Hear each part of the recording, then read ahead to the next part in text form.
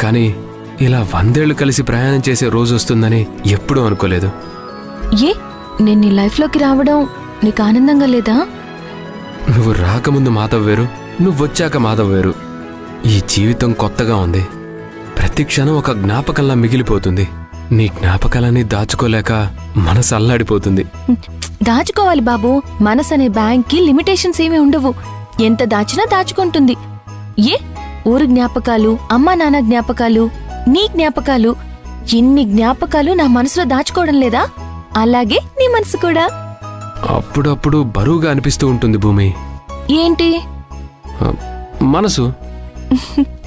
మనసు బరువుగా అనిపిస్తుందంటే మంచి జ్ఞాపకాలు ఎక్కువ అవుతున్నాయని అర్థం.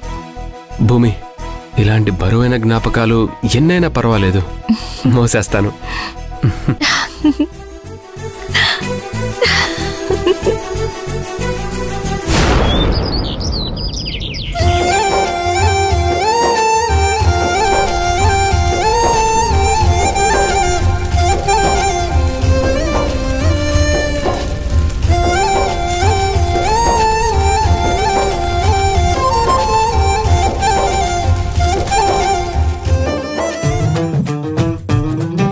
అన్నయ్య, అన్నయ్య!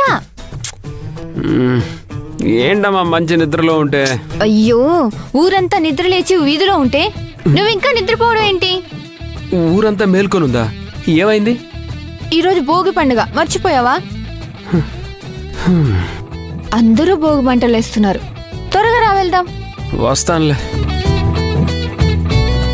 వస్తానండి, మళ్ళీ పడుకుంటావేంటి? నీ గురించి నాకు తెలియదా? రా రా రా రా, లేకు. పద అన్నయ్య.